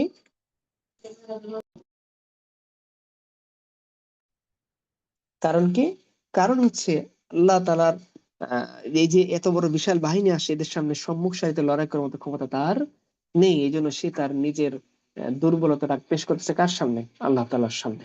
এবং দেখেন যে প্রচন্ড শিরক নিয়ে মুশরিক অবস্থায় আব্দুল মুত্তালিবের যতটা দুর্বলতা আল্লাহর প্রতি কাজ করতেছিল, আমাদের কিভাবে কাজ করে? আমরাও কি কখনো এতটা অভিমান করে আল্লাহর সামনে কখনো এইভাবে বলি যে আল্লাহ, তুমিই তো আমাদেরকে বানাইছো, তুমি তো সব, তুমি কি আমাদেরকে এইভাবে অসহায় অবস্থায় ছেড়ে দেবা? তুমি কি তোমার বান্দাকে এরকম অসহায় অবস্থায় দেখে তুমি খুব পছন্দ করবা? তুমি আমাদেরকে সাহায্য করো, আমাদেরকে রহম করো, আমাদেরকে দয়া করো। যদি না করতে পারি, তাহলে এই আব্দুল মুত্তালিবের কাছ থেকে আমাদের অনেক বড় একটা শিক্ষা আছে, যে সে শিরকে লিপ্ত অবস্থাতেও যে পরিমাণ কান্নাকাটি করেছে আল্লাহ তাআলার কাছে, যে পরিমাণ অভিমান নিয়ে, যে পরিমাণ আহ দয়া দরদ নিয়ে আল্লাহর সাথে কথা বলেছে, আমরা সেভাবে কথা বলতে পারি কিনা, দোয়া করতে পারি কিনা, এটা একটা বিষয়। তো আব্দুল মুত্তালিব কি করলো, এরপরে তার দলবল নিয়ে সেও গিয়ে পাহাড়ে আশ্রয় নিল, দেখতেছে দেখতেছে কি হয়, কারণ তার পক্ষে এটা আক্রমণ সম্ভব না। অথচ তারও দিল ভেঙে চৌচির হয়ে যাচ্ছে, কারণ তাদের পূর্বপুরুষদের গৌরব কাবাকে কি করে দিবে, ধ্বংস করে দিবে। তো সে এখানে অপেক্ষা করতে লাগলো। পরদিন বাদশাহ আবরাহা চিন্তা করলো আমি মক্কায় কাবা হামলা করব। হামলা করব। সো যখন সে তার হাতি বাহিনী নিয়ে কাবা হামলা করার জন্য, আক্রমণ করার জন্য সে শুরু করলো, দেন কি হলো, তার যে হাতি মাহমুদ সেটা বারবার বসে পড়তেছিল, সে যাচ্ছিল না কাবার দিকে। এবং সে চিন্তা করে মনে হয় তার হাতির সমস্যা। বাদ বাকি হাতিকেও যখন কাবার দিকে মুখ করে তাড়ানো হচ্ছিল যে চলো চলো,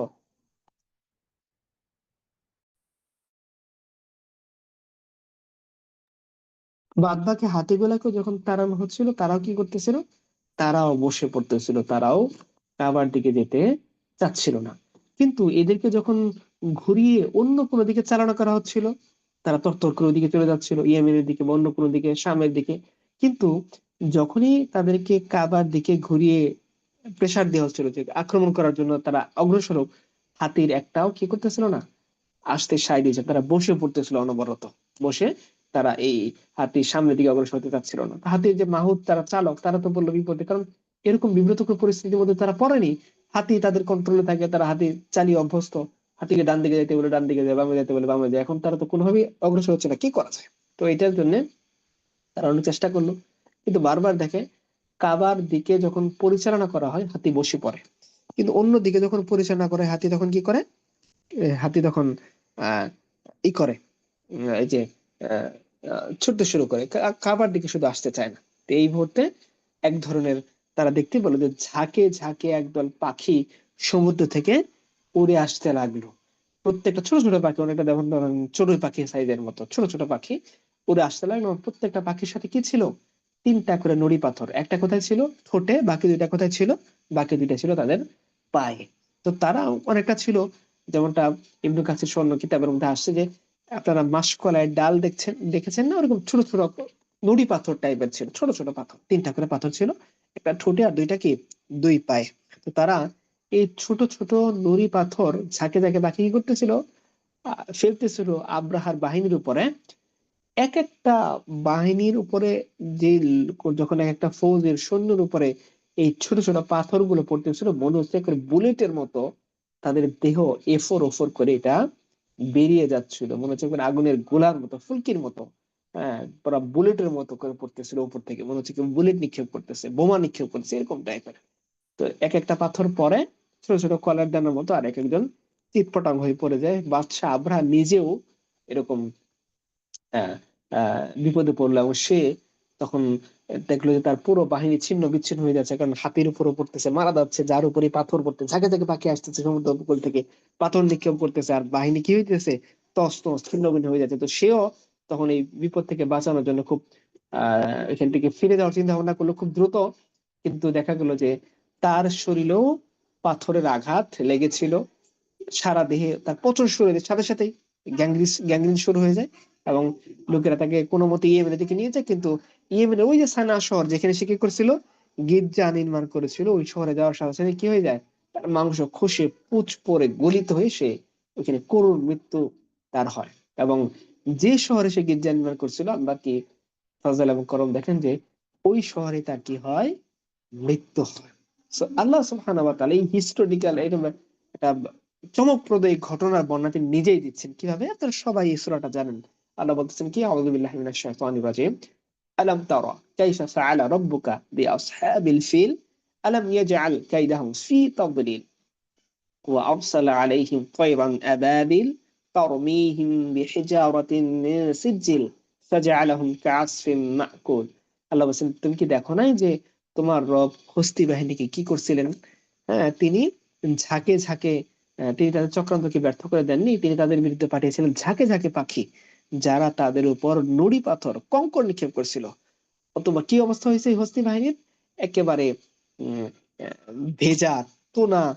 যেমন আপনারা অনেক সময় দেখছেন যে গরু যখন কি বলে যে কোনো খড় চিবিয়ে চুষে একবারে ছিন্ন বিচ্ছিন্ন করে করে, ওদের অবস্থা এরকম। আল্লাহ বলছেন এরকম চিবিয়ে খাওয়া ভুসির মতো বানাইছেন আল্লাহ সুবহানাহু ওয়া তাআলা। কাদেরকে? এই বিশাল হস্তি বাহিনী নিয়ে যারা আল্লাহর ঘরকে আক্রমণ করতে এসেছিল তাদেরকে। তো আল্লাহ তাআলা এখানে একটা বড় একটা শিক্ষা আমাদের জন্য রেখেছেন। কি শিক্ষা রেখেছেন আল্লাহ আমাদের জন্য? যে আল্লাহর দ্বীনের বিরুদ্ধে যুদ্ধ করতে আসলে যদি আমরা সেখানে প্রতিরোধ না করি, আল্লাহ নিজেই করবেন। কোনো না কোনো মাধ্যমে তিনি অবশ্যই কি করবেন, তার দ্বীনকে, তার ঘরকে, তার কাবাকে তিনি অবশ্যই হিফাজত করবেন। দেখার বিষয় যে এটা আমরা কতটুকু সেখানে পার্টিসিপেট করতে পারি, কতটুকু কি করে। আল্লাহ তো করবেন, ইনতানসুরুল্লাহ ওয়া ইয়ানসুরকুম, আল্লাহ বলছেন আমরা সাহায্য করি, আল্লাহ আমাদেরকে সাহায্য করবেন। আল্লাহ আরো বলছেন আমরা সাহায্য না করলে কোনো সমস্যা নেই, ইন্না নাহনু নাযালনা যিকর ওয়া ইন্না লাহু লাহাফিজুন। আল্লাহ বলছেন আমি এই কোরআন বিধান সব নাযিল করছি, আমি এগুলো কি করব, সংরক্ষণ করে রাখবো। So আমরা যদি সংরক্ষণ কাজে নামি, আল্লাহ আমাদেরকে সাহায্য করবেন। না করলে আল্লাহ সুবহানাহু ওয়া তাআলা আমাদের ছাড়া অন্য কাউকে দিয়ে করবেন, অবশ্যই তিনি করবেন। তো এটা হলো আমাদের জন্য একটা কি বলে আল্লাহর পক্ষ থেকে দেওয়া নিয়ামত, যে আমরা চাইলে তার দিনের জন্য কাজ করতে পারি, দেন আল্লাহ আমাকে সাহায্য করবেন। না চাইলে নাও করতে পারি, আল্লাহ ভিন্ন কিছুকে দেখি করবেন, তার দিনের খেদমত তিনি নিয়েই নেবেন। তো দেখার বিষয় যে আমরা সেই দিনের খেদমতে লাগতে পারি কিনা। আচ্ছা, তো আমরা এই ঘটনাটা কি কেন পড়লাম?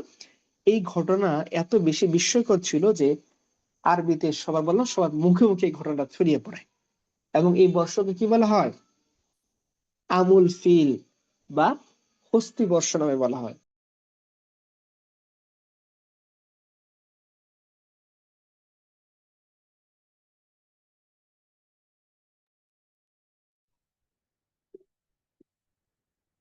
এই বর্ষকে কি বলা হয়?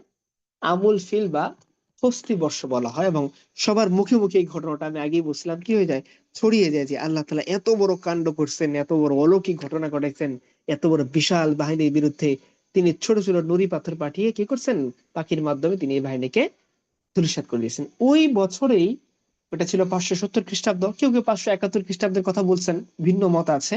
তো 570 খ্রিস্টাব্দ, এই বছরেই এটাকে বলা হয় কি আমুল ফিল, হস্তির বর্ষ, হস্তি বর্ষ, হাতির বর্ষ, হ্যাঁ, ইয়ার অফ এলিফ্যান্ট। তো এই এই এই এই সময়ের মধ্যেই একজন বরকতময় শিশুর জন্মগ্রহণ করেন, যার নাম হচ্ছে কি মুহাম্মদ রাসূলুল্লাহ সাল্লাল্লাহু আলাইহি সাল্লাম। এই বছরটার নাম কি আমুল ফিল বা হস্তির বর্ষ। তো দিন কবে ছিল? এটা কি 12 রবিউল আউয়াল ছিল, 8 তারিখ ছিল, 9 তারিখ ছিল, না রমাদান মাস ছিল? এই নিয়ে অনেক মতবিরোধ আছে। অনেকেই সাইয়েদ আবুল হাসান আলী নদভী এবং অন্যান্যরাও, যেমন আপনারা শফিউর রহমান মুবারক শফিউর, অনেকে বলছেন 12 তারিখের। ইতিহাসবিদগণ এই 12 তারিখের মতটাকে প্রসিদ্ধ বলে গণনা করছেন, তবে এর বিপরীত অনেক মত আছে, এটাই একমাত্র মত না। হ্যাঁ, রবিউল আউয়ালের ব্যাপারে 8, 9, 10, 12 এটা তো আছেই, কেউ বলছেন রমাদানের কথা, ইত্যাদি নানান মতামত আছে। তো মিশরীয় জ্যোতির্বিজ্ঞানী মাহমুদ পাশা তিনি তাহকিক করে বলছেন যে এটা 12ই রবিউল আউয়াল মাসেই জন্মগ্রহণ করছেন। তো সেটা 12ই রবিউল আউয়াল কিনা এই নিয়ে একটু দ্বিমত আছে।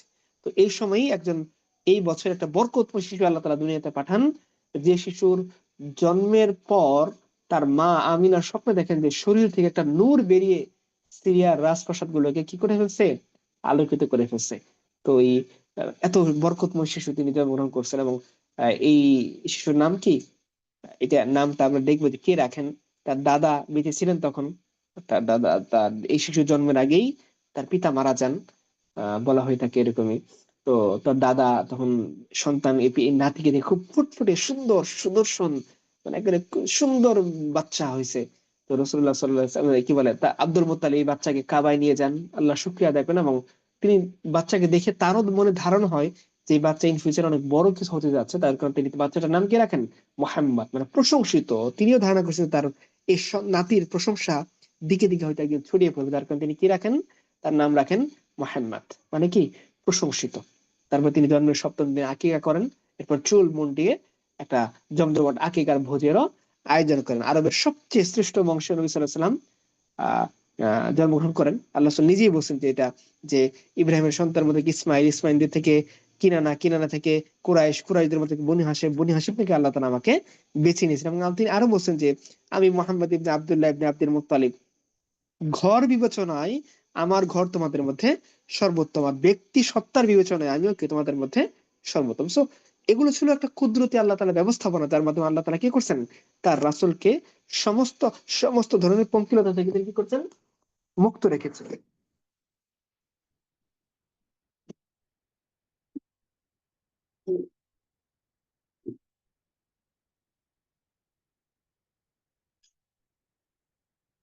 আল্লাহ তাআলা ইন ফিউচারে রাসূল অনেক বড় কিছু হতে যাবেন, তো তার মধ্যে যদি ত্রুটি বিচ্যুতি থাকে মানুষ সেটাকে অ্যাকসেপ্ট করতে চাইবে না। যে আল্লাহ সুবহানাহু ওয়া তাআলা সর্বশ্রেষ্ঠ বংশে, সর্বশ্রেষ্ঠ গোত্রে, সর্বশ্রেষ্ঠ পরিবারের মধ্যে, সর্বশ্রেষ্ঠ মানুষের অধীনে ওই সময়ের মধ্যে আব্দুল মুত্তালিব, তার অধীনে আল্লাহ সুবহানাহু ওয়া তাআলা কি করছেন, এই আল্লাহ রাসূলকে জন্ম দিয়েছেন এবং রাসূল নিজে বলছেন যে আমার যে বংশধারা, হ্যাঁ, এই যে বংশধারা, সেই বংশধারার মধ্যে কোনো ব্যভিচারের সন্তান নেই। অর্থাৎ সবাই কি ছিলেন? বিয়ের মাধ্যমেই সন্তান জন্ম দিয়েছেন, কারণ আল্লাহ তাআলা তার রসুলের বংশধারাকে সুরক্ষিত করছেন। দেখেন দুইটা বিষয়, একটা কি যে রসুলকে জন্ম দেওয়া হয়েছে কোন বর্ষে? বিখ্যাত একটা বর্ষ যেটাকে সবার মুখে মুখে ছিল। দুই, এমন একটা পরিবারে, যে পরিবার মক্কার মধ্যে সবচেয়ে বেশি টপ ছিল বংশের গোত্রের মধ্যে, বংশের যে সাব গোত্র সেটা কি? মক্কার টপ গোত্র বনি হাশেম। এবং বনি হাশেমের মধ্যে থেকে আল্লাহ তাআলা কাকে বাছাই করেছেন? আব্দুল মুত্তালিবকে, এবং আব্দুল মুত্তালিবের মধ্যে থেকে তার নাতিদের মধ্যে থেকে তিনি বাছাই করেছেন কাকে? মুহাম্মদ রাসূলুল্লাহ সাল্লাল্লাহু আলাইহি ওয়াসাল্লাম। এবং এই যে বংশধারা একেবারে আদম আলাইহিস সালাম পর্যন্ত কেউই কোনো জেনার সন্তান, ব্যভিচার সন্তান নেই, কারণ সবাই বিয়ের মাধ্যমে নিজের সন্তান আকারে এই বংশধারাটাকে অক্ষুণ্ণ রেখেছেন। এটা আল্লাহ তাআলার একটা বড় দয়া। সো এটা হলো আজকে আমাদের ক্লাস, এই পর্যন্তই। কারো প্রশ্ন থাকলে করা যেতে পারে। 3 মিনিট সময় আছে, আমার আবার একটা 9টায় ক্লাস আছে। জি, আমি দেখতে পাচ্ছি নুসরাত জাহান খান, উনি অনেক আগে থেকে হাত উঠে রাখছেন। আপনি বলুন, কোনো প্রশ্ন থাকলে বলুন আপনি আগে। জি, নুসরাত জাহান। না, আমি পরীক্ষা দেওয়ার সময় হ্যান্ড রাইজ করছিলাম, ওটাই। আচ্ছা ঠিক আছে, স্যার, সমস্যা নেই। তারপর আমি স্যার দেখতে আমাদের পাচ্ছি। জি, নাম কি ওনার দাদা রেখেছিল? কার নাম? আমাদের নবী সাল্লাল্লাহু আলাইহি সাল্লামের নাম হ্যাঁ মোহাম্মদ। হ্যাঁ, তুই তো বললামই যে উনি নিজে নামটা রেখেছেন, নাম রেখেছেন মোহাম্মদ, তিনি নিজে রেখেছেন। জি, আহমদ নামটা জি কোরআনের মধ্যে পাওয়া যায়, কিন্তু মোহাম্মদ নামটা তার দাদা রেখেছে। জি এটা সিরাত ইবনে হিশামের মধ্যে আপনারা পাবেন, এই শীটের মধ্যে রেফারেন্স সহকারে লেখা আছে। জি, জি জাযাকাল্লাহ। বারাকাল্লাহ ফিক। জি, আচ্ছা, তো ঠিক আছে। আর জি, আমি একটা প্রশ্ন করতে চাচ্ছি। জি, শিওর, বলেন। আচ্ছা হ্যাঁ, ওখানে যেটা লেখা ছিল যে আহ, আব্রাহার সাথীরা হচ্ছে তাকে আবার ফেরত নিয়ে যায়। তো তাহলে বাহিনীর সবাই কি সেখানে আক্রান্ত হয়েছিল নাকি মানে কিছুজন সবাই হচ্ছে? আক্রান্ত হয়েছিল, কিন্তু সবাই একই জায়গায় মারা যায় নাই, ছড়িয়ে ছিটিয়ে মারা গেছে। যারা দৌড়ে পালাচ্ছিল তারা দূরে গিয়ে মারা গেছেন, যারা আহত অবস্থা ছিল তারা রাস্তায় মারা গেছেন, অনেকে অনেক পরে মারা গেছে, এরকম। মানে পুরা বাহিনীর উপর বিপর্যয় চলে আসে, কিন্তু নট এরকমটা যে ওইখানে সবাই মারা গেছে, ব্যাপারটা এরকম না। ও আচ্ছা আচ্ছা, তাহলে আহতরাই হচ্ছে ওই আব্রাহাকে নিয়ে গেছে আহত কি? ওখানে। জি, আহত আব্রাহা নিজে আহত ছিল। এরকম জি অনেকে আহত হয়েছে, অনেকে নিহত হয়েছে। জি, ম্যাক্সিমাম নিহত ওকে, হয়েছে, বাদ বাকি যারা ছড়িয়ে ছিটিয়ে পালিয়ে যাচ্ছিল তারা আস্তে আস্তে রাস্তাঘাটে পরে মারা গেছে, কেউ বাসায় গিয়ে পরে আহত অবস্থায় মারা গেছে, এরকম। জি, জি ঠিক আছে। আমি একটা হাতিও প্রশ্ন করবো। আসসালামু আলাইকুম।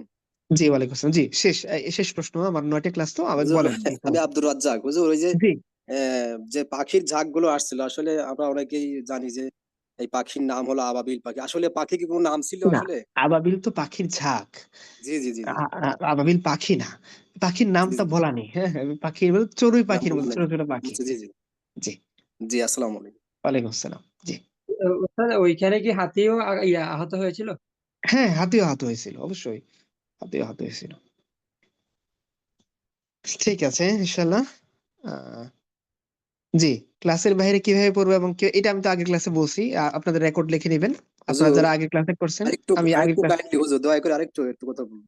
জি, একটা কথা, এই যে যে বইটা দেখে আপনি পড়াচ্ছেন, এই বইটা কি আপনার হার্ড কপি পাওয়া যায় কোথাও, কোন লাইব্রেরি বা হ্যাঁ কোন হ্যাঁ, এটা তো আমি আগের ক্লাসে বলছি ভাই, এটা হার্ড বুক আকারে পাওয়া যায়, আর আমি আপনাদেরকে পিডিএফ দিয়ে দিয়েছি। জি ইনশাআল্লাহ। অধ্যায়ের জি জি সবগুলো পিডিএফ দেওয়া আছে, অধ্যায় জি ভিত্তিক। আর এটা হার্ড কপি পাওয়া যায়, বইটার নাম হচ্ছে আমার নবী মোহাম্মদ, এটা আমারই লেখা বই। এটা জি জি আপনার জি অ্যাভেলেবেল, রকমারি ওয়াইফাই লাইভ যে কোনো জায়গায় পাবেন। জি, জি আচ্ছা, জি। আমরা ক্লাসের বাইরে কিভাবে পড়বো অনেক এটা শুক্রিয়া এভাবে ভাই। বলা হয়েছে। আহমেদ সাগর ভাই, আপনি রকমারি একটু তো পাওয়া কাইন্ডলি যায়।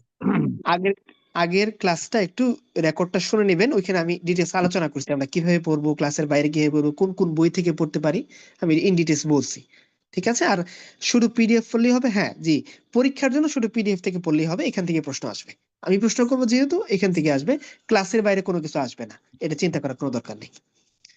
ঠিক আছে, জি, সুবহানাকাল্লাহুম্মা ওয়া বিহামদিকা আশহাদু আল্লা ইলাহা ইল্লা আনতা আস্তাগফিরুকা ওয়া আতুবু ইলাইক। আসসালামু আলাইকুম ওয়া রাহমাতুল্লাহ। ওয়ালাইকুম আসসালাম ওয়া রাহমাতুল্লাহি ওয়া বারাকাতুহু।